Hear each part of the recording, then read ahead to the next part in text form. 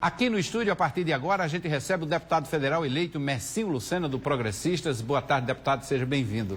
Boa tarde, Hermes. Para mim é um prazer mais uma vez estar aqui com você. Estou à sua disposição. Boa tarde a todos que estão nos assistindo, a todos os telespectadores, para a gente bater esse papo aqui tão importante para que a gente possa tratar de diversos assuntos que você possa tratar conosco. Eu imagino que depois da eleição, vamos dizer assim, da alegria de ter sido eleito, de ter chegado a um mandato, ao primeiro mandato, o senhor tem visitado novamente suas bases, enriquecido esses subsídios, para chegar já lá com algumas propostas, para ter uma ideia mais ou menos de como será o perfil do seu mandato, é isso? Não, sem dúvida. A gente sempre teve uma linha na nossa campanha de diálogo, né? A gente sempre teve um discurso muito voltado para a questão do empreendedorismo, para a questão da geração de emprego, da geração de renda. E a gente tem conversado com as nossas bases, tem conversado com as pessoas que nos incentivaram, inclusive, para que a gente pudesse ter lançado nossa candidatura, para que essa bandeira fosse importante, e é importante, para ser uma defesa sempre contínua lá na Câmara Federal. E a gente tem conversado, a gente tem dialogado com diversas pessoas, com diversos empresários, com a população em geral, para que a gente possa fazer um grande mandato lá, quando a gente chegar lá no dia 1º de fevereiro. O senhor participou, inclusive, de uma reunião do Farol do Desenvolvimento lá no Uniesp, e foram apresentadas algumas metas, algumas propostas. Interessantes aquelas propostas, aquelas linhas apresentadas pelos segmentos, mais diversos segmentos da sociedade. Também dá para tirar alguma coisa dali? Sem dúvida, foi um privilégio ter participado daquele evento, né, que inclusive você estava lá presente, para a gente ter esse diálogo aberto e franco com a classe produtiva do nosso estado, para que a gente possa estar lá em Brasília defendendo exatamente essa questão do empreendedorismo, como eu falei, da geração do emprego, da geração de renda.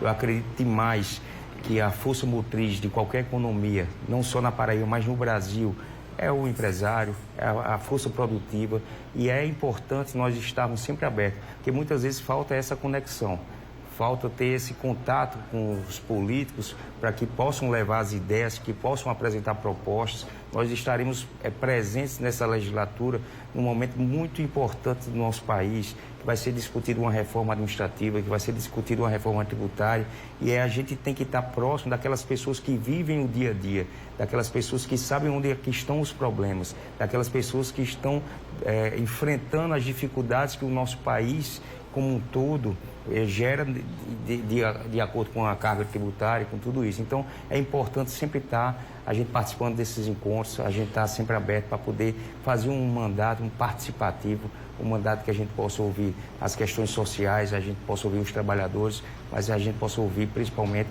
aqueles que geram emprego e geram renda no nosso país. O senhor falou desse momento importante, claro, o senhor está falando também da transição de governo. A gente vai sair de um governo com um perfil, vai para outro totalmente diferente, pelo menos isso que se espera, inclusive em termos da economia, né? A reforma tributária continua na pauta de prioridade do Congresso? Você acha que é possível já aproveitar a força política do novo governo já para encaminhar logo nos primeiros meses, essa votação? Eu acredito que é uma necessidade do país, uma necessidade de governo, de Lula ou de Bolsonaro, é uma necessidade do país. Essa discussão tem que estar em pauta.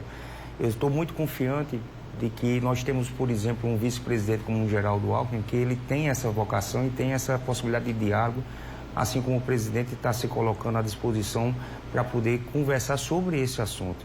Então é importante que é uma pauta, como eu falo, não é uma pauta do governo Lula, é uma pauta do país. E a gente vai provocar isso, cada vez mais nós vamos cobrar isso. Não só uma reforma tributária, mas uma reforma política e uma reforma administrativa.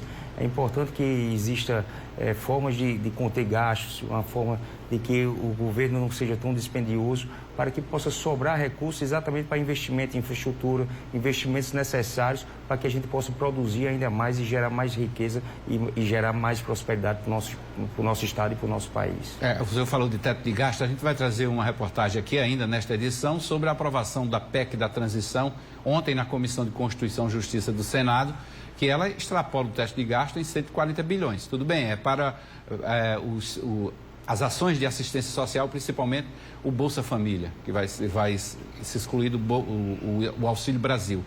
Mas e aí, o Congresso Nacional, da próxima legislatura, também vai ter esse papel de controlar esse equilíbrio fiscal, não permitir que o governo também fique usando desculpa toda hora para quebrar esse teto de gasto? O teto de gasto, desde que se foi estabelecido, ele continua sendo extrapolado todos os anos. A verdade é essa. Esse ano mesmo, no último ano do governo Bolsonaro, por uma questão talvez até eleitoral, se extrapolou em quase 200 bilhões. Então a gente tem que ter, na verdade, um planejamento a longo prazo, a médio e a curto prazo. Dizer que não vai ser extrapolado o teto de gasto é uma hipocrisia. Vai ser aprovado provavelmente pelo Congresso, não faz parte ainda da minha legislatura, mas pelo que eu vi, está sendo conversado para que possa ser mantido essas questões sociais, que é importante, principalmente depois de um momento de pandemia, um momento de que existem muitas dificuldades sociais, muita gente na linha da pobreza, muita gente na miséria, é importante que seja aprovado. Agora, nós temos que ter uma legislatura responsável para que a gente possa ter, nesses próximos 4 anos, um controle desses gastos. Uma diminuição da carga tributária que não reflete exatamente na diminuição de arrecadação do país, como assim do Estado, como assim dos municípios. Mas, da mesma forma, nós temos que ter uma diminuição da máquina pública para que a gente possa cada vez mais estar atento às mudanças e às transformações necessárias para o nosso Estado e para o nosso país. É importante nós termos ter esse enfrentamento, esse diálogo franco com a classe política, com a classe empresarial, com a classe trabalhadora, para que a gente possa fazer um grande mandato. Um mandato esse que a gente possa ter esse controle. Porque não adianta você ter uma legislação que estabeleça um limite de gasto se todo ano esse gasto ele é extrapolado.